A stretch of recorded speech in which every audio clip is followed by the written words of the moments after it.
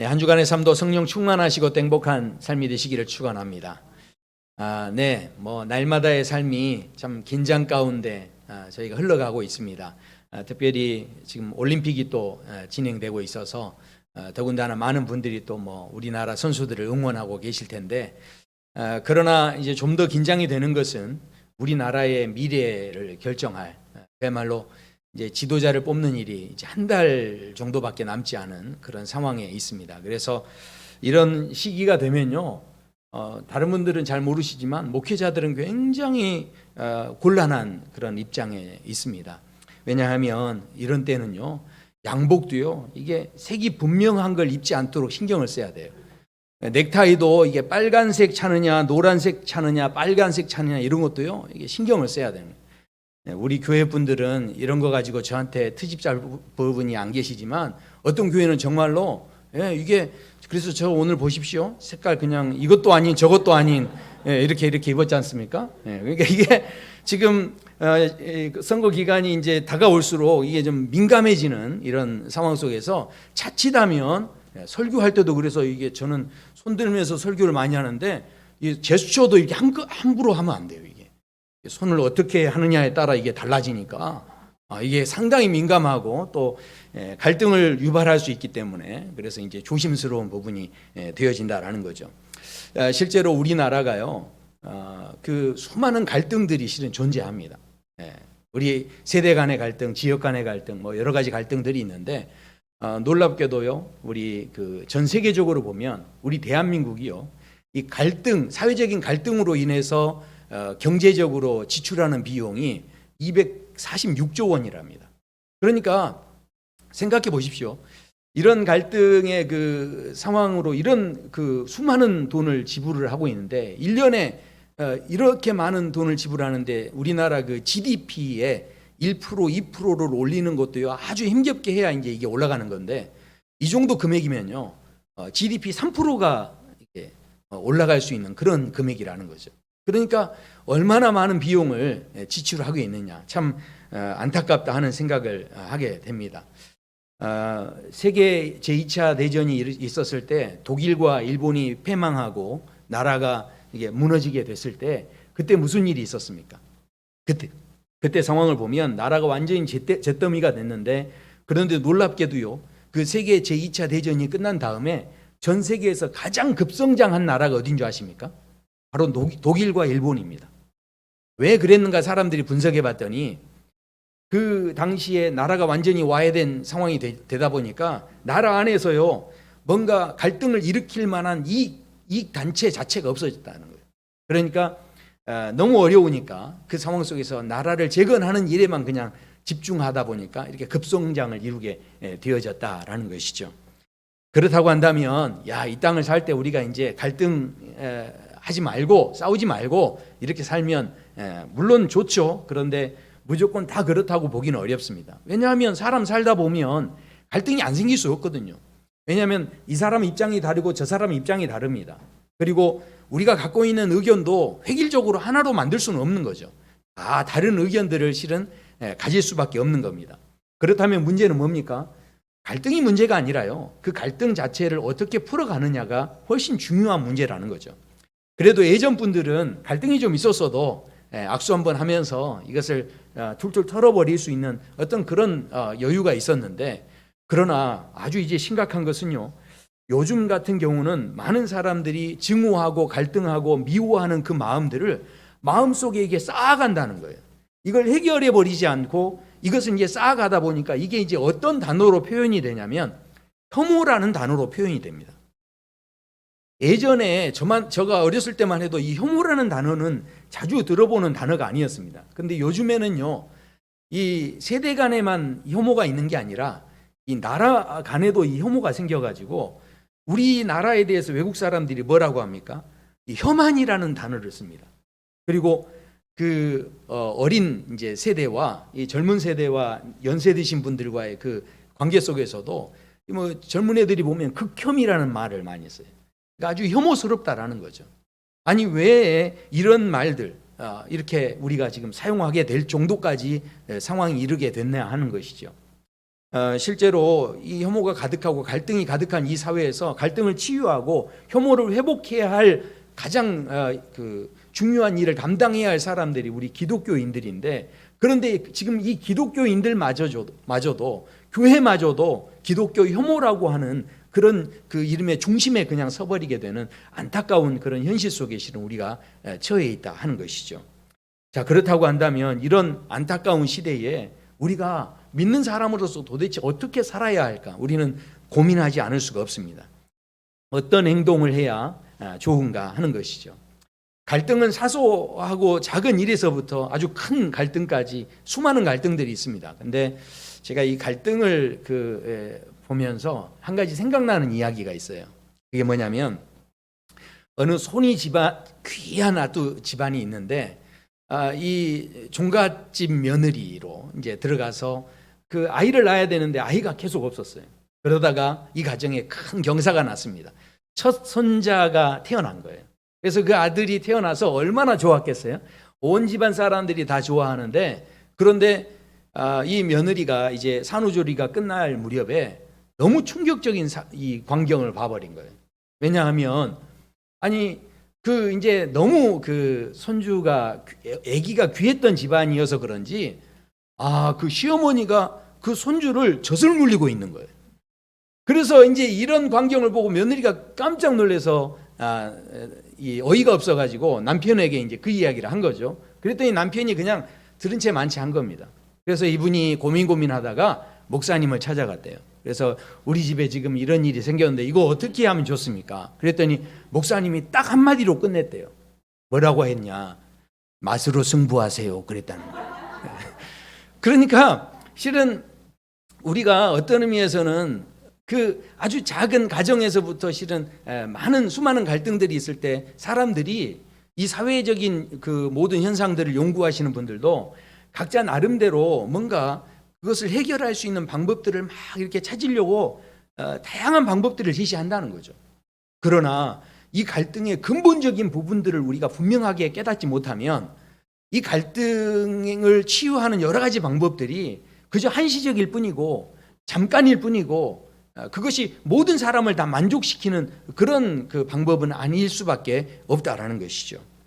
그렇다면 우리가 이런 갈등의 사회 속에서 어떻게 살아갈 수 있을까? 오늘 말씀을 보면, 오늘 말씀은요, 이 그레데 교회라고 하는, 그래서 이제 이 그레데 섬이라고 하는, 크레타 섬이라고 하는 이 섬에서 목회를 하고 있던 디도라는 사람이 있는데, 사도 바울이 이 사람을 아주 아들처럼 생각했던 사람입니다. 그래서 그 디도에게 이 목회 서신을 보내는데 그것이 바로 디도서고, 이 그레데 섬 사람들, 그 성도들, 이 상황들이요, 실은 참 쉽지 않은 그 어떤 상황 속에 있었다는 걸 우리는 생각할 수가 있습니다. 왜냐하면 이 그레데 섬 자체가 소아시아와 그 유럽을 이렇게 잇는 그 중간 정도의 위치에 있었기 때문에 모든 문물과 또 교육이 활발하게 이루어지는 이제 그런 장소다 보니까 많은 사람들이 실은 이 장소에 욕심냈겠죠. 그래서 로마가 정복해서 이 나라를 차지했었습니다. 로마가 정복하기 전까지는 그 자체적인 독립국가였는데, 그런데 로마에게 정복당한 뒤로 로마에 대해서 아주 이제 안 좋은 감정들이 있었겠죠. 그러다 보니까 중간중간에 폭동도 일어나고 또 많은 사람들이 여기에 대해서 수많은 이제 갈등들을 겪을 수밖에 없는 상황이 있었는데, 그렇다 보니까 또 바닷가에 있는 사람들이다 보니까 이 사람들이 이 말이 거친 거예요. 그리고 이 거짓말이 그냥 밥 먹듯이 하는 거죠. 그렇다 보니까 심지어는 그레데인 사람들처럼 행동하라 이런 말이 나돌 정도였어요. 그 말의 뜻이 뭐냐면 거짓말한다는 거예요. 거짓말한다. 이 정도로 이 사람들 안에서 서로 험담을 하고 그 공동체 안에서 서로 물어뜯고 말이죠. 이렇게 거짓말하고 속이고 하는 그런 일들이 있었고, 심지어는 이단까지 난무하는 어떤 그런 상황 속에 있었다라는 거죠.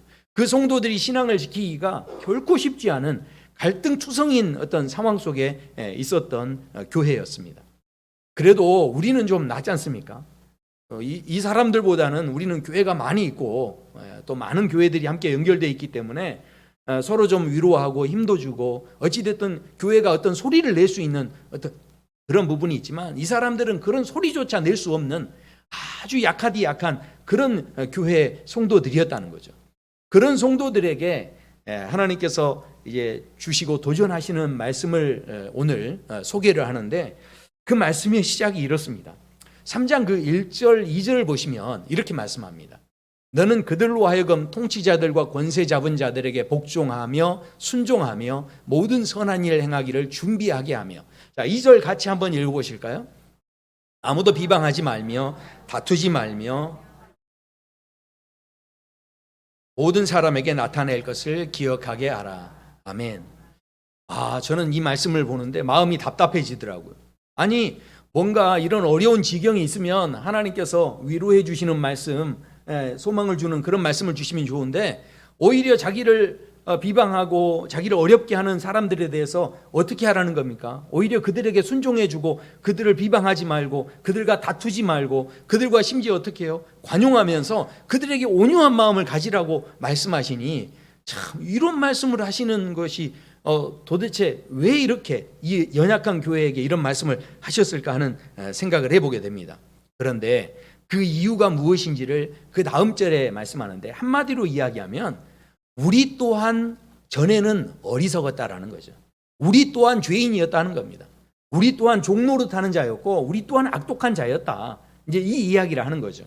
자, 그래서요, 그런 악독한 우리였지만 그러나 무슨 일이 일어났다는 겁니까? 그래서 4절 5절에 보면 우리 구주 하나님의 자비하심으로 말미암아 하나님께서 우리를 긍휼히 여겨 주셔서 우리가 어떻게 됐다는 거죠? 우리를 구원해 주시고, 우리가 행한 것은 아무것도 없지만 그러나 하나님의 전적인 은혜로 말미암아서 우리를 긍휼히 여기셔서 우리를 씻어 주시고 새롭게 해 주시고 이렇게 해 주셨다라는 이야기죠. 자, 그렇게 새롭게 한 것이 어느 정도까지 수준이 되냐면 6절 7절에는 그래서 이렇게 말씀합니다. 예수 그리스도로 말미암아 성령을 우리에게 주시는데요, 조금만 주신 게 아니라 풍성히 주셨다는 거예요. 우리를 구원하신 그 은혜가 그냥 그만큼만 주신 게 아니에요. 넘치도록 주셨다는 거예요. 이 구원의 기쁨과 그 은혜, 그 능력을 하나님께서 엄청나게 쏟아 부어 주셨다는 이야기입니다. 지금 아멘 안 하니까 계속 하잖아요, 지금.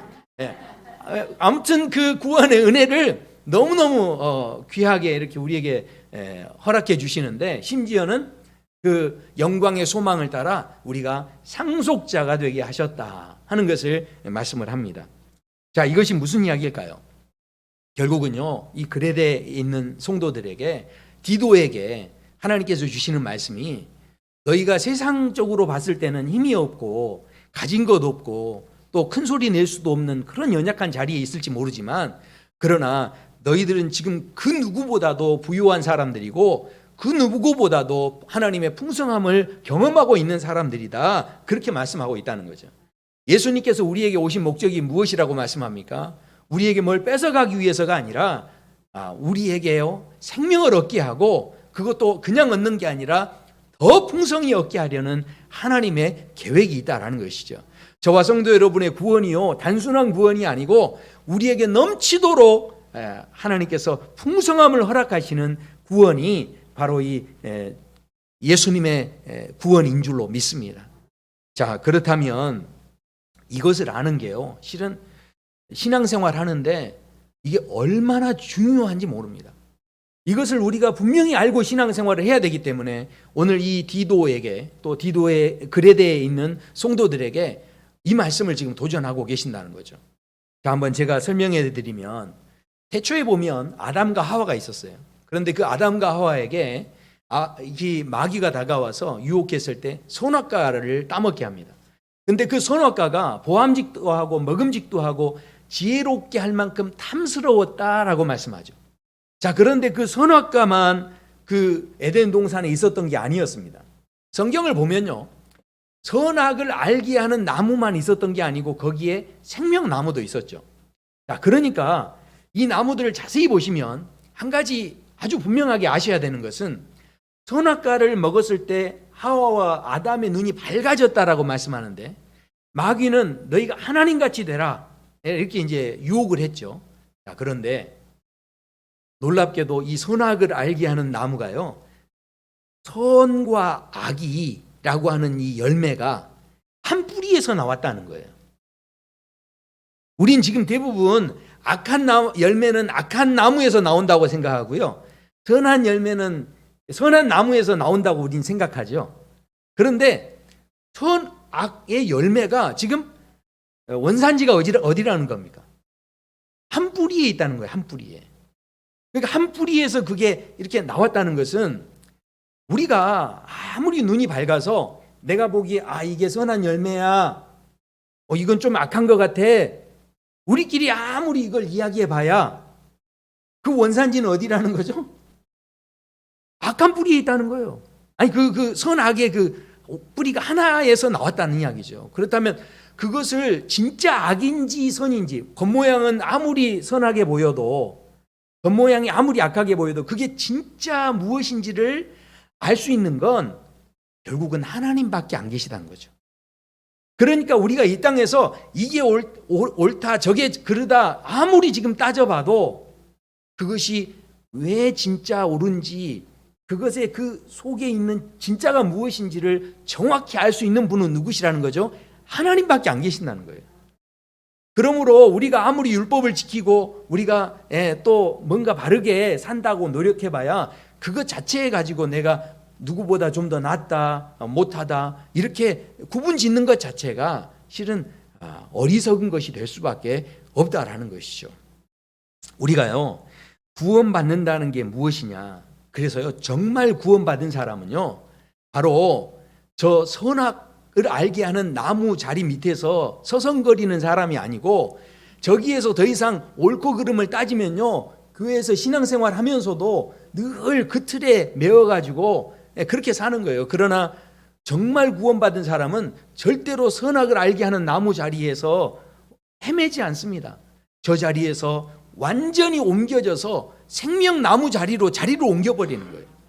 그러니까 우리가 예수 그리스도 안에서 십자가에 못 박혀서 내가 죽고 예수님의 부활과 함께 새 생명으로 산다는 것이 단순히 내가 좀 더 훈련하고 노력하고 애를 쓰고 도덕적으로 좀 더 그렇게 훈련을 해서 내가 더 선한 모습으로 이렇게 나아지고 나를 가꾸고 하는 선악과의 자리에서 아무리 그래봐야 소용없다는 거예요. 우리는 그렇게 하는 존재가 아니고 그 자리에서 완전히 떠나서 생명나무 자리로 가는 것이 진짜 구원의 복음이라는 것이죠. 그곳으로 옮겨주신 분이 바로 우리가 무슨 뭐가 잘나서가 아니라 전적인 하나님의 은혜로 우리가 생명나무 자리에 그렇게 가게 되어졌다라는 것입니다. 그래서요, 요한 1서 3장에도 이렇게 말씀합니다. 우리 한번 읽어보실까요? 우리 형제를 사랑함으로 사망에서 옮겨 생명으로 들어간 줄을 알거니와 사랑하지 아니하는 자는 사망에 머물러 있느니라. 아멘. 그러니까 우리는 이제는 하나님의 사랑을 알았기 때문에 진짜 그 사랑을 이해하고 깨달았다면 더 이상 사망의 자리, 더 이상 옳고 그름을 따지는 자리에 머물러 있지 않고 바로 생명을 누리는 자리로 갈 수밖에 없다라는 이야기입니다. 이 시대에 그렇다면 왜 많은 사람들이 이렇게 사랑하지 못하고 서로 혐오하면서 갈등하고 미워하고 이제 그렇게 살아갈까요? 실은요, 그 마음에 여유가 없어서 그렇습니다. 넉넉함이 없는 거예요. 그러니까 그 마음속에 뭐가 없는 겁니까? 늘 삶이 힘들고 어려운 거예요. 그렇다 보니까 늘 뭔가 이 자신의 것을 막 뺏길까 봐 두려워하는 마음이 있는 겁니다. 그리고 어떻습니까? 내가 혹시 다치지 않을까? 내가 혹시 손해보지 않을까? 이런 두려운 마음들이 막 생겨지는 거예요. 그러다 보니까 더 악을 쓰고 그렇게 소리내고 무섭고 겁이 나니까 더 막 혐오하는 일에 막 힘을 쓰는 거예요. 그러니까 이게 무슨 이야기입니까? 젊은 그 사람들하고 이 어르신들하고 이렇게 관계 속에서도 보면 젊은 사람들이 왜 어르신들을 혐오하나요? 실은요, 어르신들이 그냥 높은 자리에 앉아가지고 물러날 줄을 모르는 거예요. 그러면 이분들이 자리에서 안 물러나면 젊은 사람들은 더 이상 갈 데가 없지 않습니까? 생각해 보십시오. 정치하시는 분들도요, 어떤 의미에서는 그 어른들이라고 하지만 자기 이득만 챙기시는 분들이 있다 보면 젊은 사람들이 열심히 노력해서 수고해서 뭔가 좋은 결과가 있어야 되는데 보여지는 것들은 다 그런 결과가 아닌 거예요. 그냥 한순간에 뭔가 투기해서 뭔가 이득을 취하는 그런 분들을 보면 마음속에 뭐가 생기겠습니까? 결국은 두려움이 생기죠. 야, 그러면 나는 이제 앞으로 어떻게 살아야 되나? 이런 세상에서 내가 살 수 있을까? 그러니 이 두려움 때문에 이게 뭐가 됩니까? 미움이 되는 거고, 이것이 혐오하는 감정으로 이렇게 흘러갈 수밖에 없다라는 것이죠. 남성이 여성을 이렇게 서로 간에 이렇게 혐오하는 그런 움직임도 실은 적지 않게 있습니다. 그 왜 그럴까요? 실은요, 이렇게 보면 여성분들이 뭘 해도 좀 더 잘하시는 것 같아요. 만들어질 때 남자는 흙으로 만들어지고 여성분들은 본차이나로 만들어졌잖아요. 그래서 그런지, 농담입니다. 네. 근데 어찌됐든 여성분들이 하면 뭔가 좀 똑같은 일을 해도 부드럽게 이렇게 하시는데, 남성분들은 다소 좀 이렇게 거칠고 힘있게, 물론 또 그 나름대로 쓸모가 있지 않습니까? 근데 어찌됐든 이 상황 속에서 남자분들 같은 경우는 사회에 진출하기 전에 실은 누가 먼저 진출해서 자리를 잡습니까? 남자들은 군대까지 갔다 와야 되니까 바로 사회에 진출하기 어려워요. 근데 여자분들이 그래서 이제 이 사회에 먼저 진출을 하다 보니까 남자분들 안에 적지 않게, 야, 그럼 나는 어디로 가야 되나? 내 자리 뺏긴 거 아닌가? 내 안에 내가 손해본 거 아닌가? 뭐 이런 생각들이 이제 생기다 보니까 이제 거기에서 실은 갈등이 일어나고 조금씩 경계하게 되고 미워하게 되고 뭐 이런 부분이 된다는 거죠. 지금 제가 무슨 이야기를 하고 있는 겁니까? 애들도 마찬가지입니다. 애들이 왕따 당하는 그 상황들을 보면 아주 힘이 좋고 뭐 대단한 사람들을 왕따 시킵니까? 다 보면 자기보다 힘없고 연약한 애들을 실은 왕따 시키는 경향이 있죠. 그런데 그게 왜 그렇습니까? 왜냐하면 애들도 경쟁하는 그런 구도 속에 있다 보니까 마음의 여유가 안 생겨요. 옛날에 놀이터에서 놀 때는 다 같이 그냥 재밌게 놀았는데 지금은 서로 하나라도 더 학원에 다니고 또 공부하고 하는 그런 경쟁의 구조 속에 있다 보니까 애들 스스로도 마음의 여유가 없어요. 그렇다 보니까 어떻습니까? 내가 뒤처지지 않기 위해서는 어떻게 되죠? 나보다 못한 사람이 있어야, 내가 나보다 못한 사람을 증명해내야만 그보다는 내가 뭐 어떤 사람이 되는 겁니까? 나은 사람이 되는 거죠. 그러니까 나를 옳다라는 것으로, 내가 더 옳다라는 걸 드러내려면 반드시 누군가는 나보다 못하다라는 그 이야기를 할 수밖에 없는 거예요. 그게 바로 이 선악을 알게 하는 그런 구조라는 거죠. 내가 선이면 누군가는 악이 돼야 하는 거죠.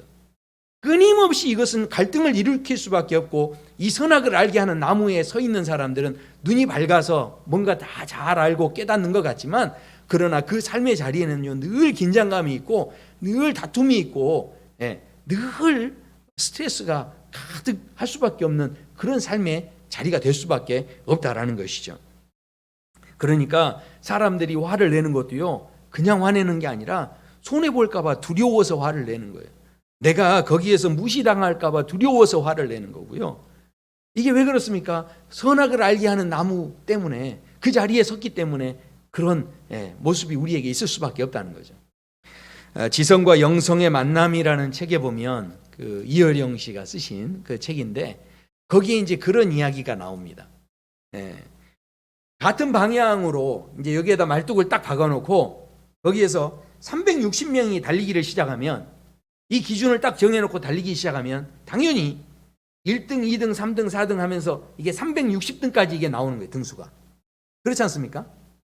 자, 그런데 거기에서 무슨 이야기를 하냐면, 둥근 원을 그려놓고 그 원에 다 서게 한 다음에, 자, 각자가 360도 뛰고 싶은 방향으로 뛰어라. 이렇게 되면 그 원에서 360도 자기 뛰고 싶은 방향으로 다 흩어져서 뛰면 어떻게 되겠습니까? 360명 모두가 다 1등이 되는 거예요.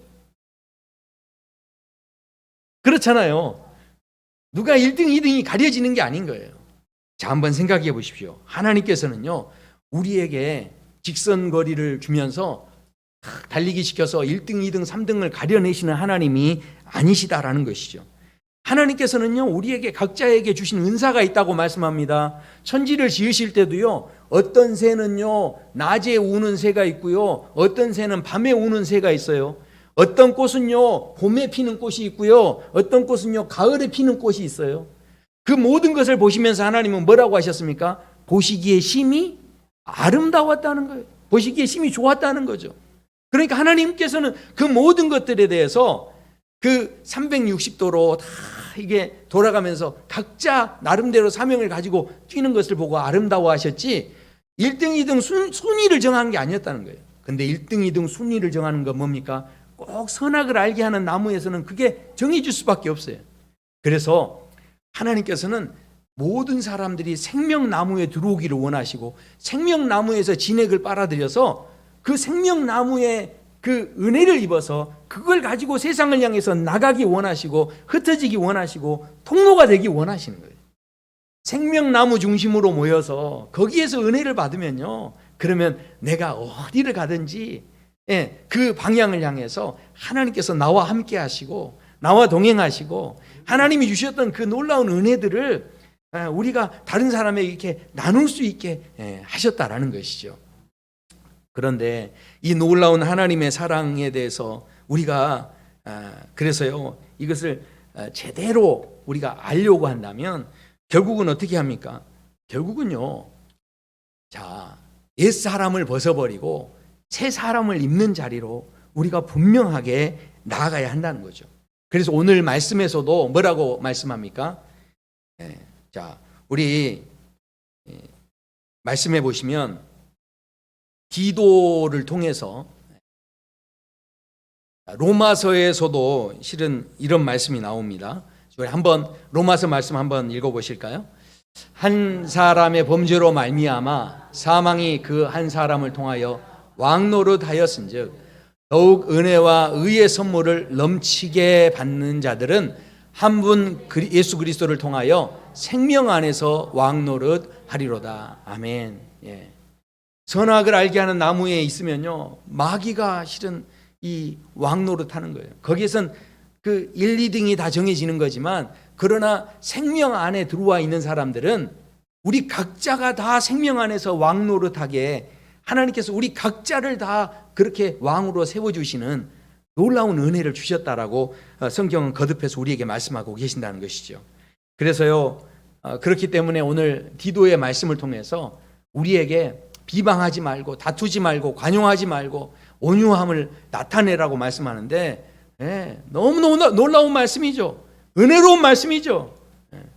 그런데도 아멘 하기가 어려운 말씀이죠. 왜 그럴까요? 실은 진짜 복음을 우리가 이해한다면 이 말씀이 너무 소중한 말씀이에요. 왜냐하면 하나님의 그 놀라운 사랑이 있으면요, 그 사랑을요 우리가 어떻게 알 수 있을까요?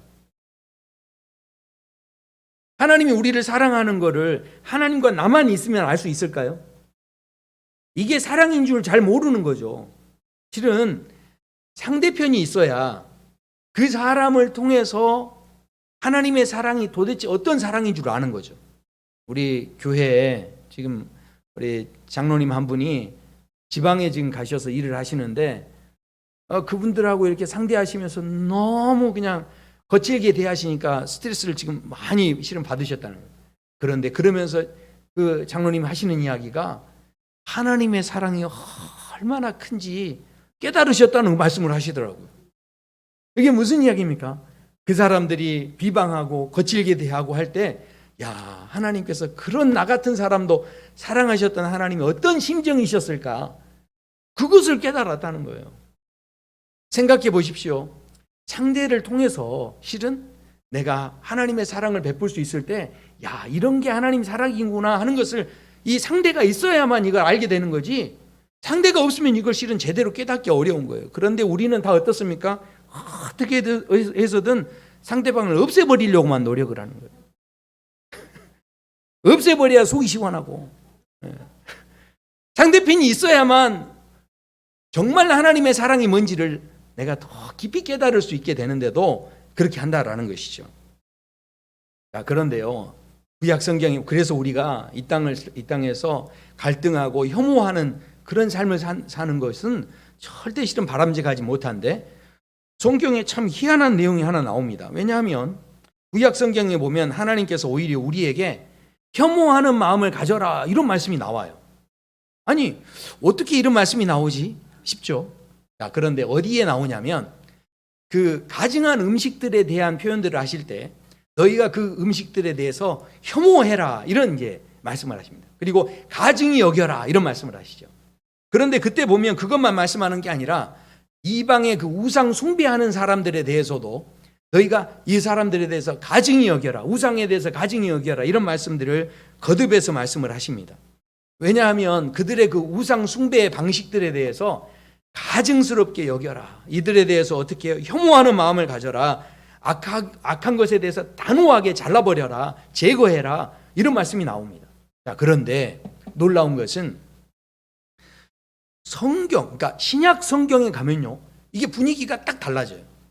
구약 성경에서는 이 혐오하여라, 가증히 여겨라 이러는데 신약 성경으로 가면, 예를 들어서 제가 한 군데만 말씀드리면 로마서에도 이제 이런 말씀이 있는데, 악을 악으로 욕을 욕으로 갚지 말고 도리어 복을 빌라. 이를 위하여 너희가 부르심을 받았으니 이는 복을 이어받게 하려 하심이라. 이렇게 말씀합니다. 결국 이게 무슨 이야기입니까?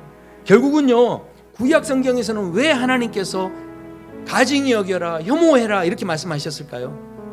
그렇게라도 하지 않으면 이 사람들이 너무 약해서 그 우상 숭배하는 사람들의 습관을 따라가 버릴 수 있어서, 하나님을 떠나버릴 수 있어서 하나님께서 구약 시대에는 그렇게 말씀하셨는데, 그러나 예수님이 오신 이후로부터는 예수님의 구원은요, 어정쩡한 구원이 아니에요. 예수님의 구원은 완전한 구원이에요. 예수님의 구원은 완벽한 구원이죠. 예수님의 구원은 이제 더 이상 선악을 알게 하는 나무에서 헤매는 구원이 아니라 거기에서 완전히 죽어서 새 생명으로 옮겨지는 이 생명나무의 구원이죠. 그렇기 때문에 그 힘을 가진 사람이라면 이 땅의 사람들에 대해서 비록 우상을 숭배하는 사람이 있어도 우리가 그 사람들을 혐오해야 할 것이 아니라, 비록 성차별을 이야기하고 또 트랜스젠더라든가 여러 가지 그런 어떤 성에 대해서 여러 가지 어려움을 가진 사람들에 대해서 배척하고 그 사람들을 가증히 여기고 그 사람들을 혐오해라 이런 이야기가 아니고요, 정말 복음을 이해하고 있다면, 내가 정말 생명나무 안에 있다면 그들에게 어떻게 해요? 비방하지 말고, 그들과 다투지 말고, 그들을 품어주고 그들을 안아주고 그들에게 온유함으로 대해주고요. 왜냐하면 무한하신 생명이 누구에게서 주어지기 때문에요. 하나님에게서 주어지기 때문에. 내 힘으로는 절대 못합니다. 내 힘으로 사랑 못하고요, 내 힘으로 용서하기가 어렵고요, 내 힘으로 관용하기가 어려워요. 그러나 지금 우리가 받은 복음은요, 내가 만든 복음이 아니에요. 내가 만든 생명이 아닙니다. 바로 생명나무 되시는 주님께서 나의 든든한 배경이 되시기 때문에, 끊임없이 그 생명을 나에게 공급해 주시기 때문에 두려워하지 말라는 거죠. 그 모든 사람들을 넉넉한 마음으로 품을 수 있어야 한다는 것이죠. 그 넉넉함이 내가 만들어낸 것이 아닙니다. 바로 하나님께서 주시는 풍성함으로 우리에게 주시는 여유로운 마음, 넉넉함이기 때문에 그 힘을 정말 가진 사람이라고 한다면 이 세상의 그 모든 차별받는 사람들을 실은 배척하고 증오하고 혐오하는 것이 아니라 그들을 따뜻한 마음으로, 절대 그들을 비방하지 말고 그들에 대해서 품어주고 손잡아주고 그들을 위로해주고 세워주는 자리로 우리가 나아가야 한다라는 것이죠. 오늘 사랑누리교회 모든 우리 성도 여러분의 삶이요, 이 세상 사람들을 향해서 절대로 배척하고 그들과 등지는 삶이 아니라 오히려 그들에게 주님의 그 사랑, 생명의 능력을 흘려보낼 수 있는 그런 복의 통로들이 되시기를 축원합니다. 우리 함께 찬양하시겠습니다.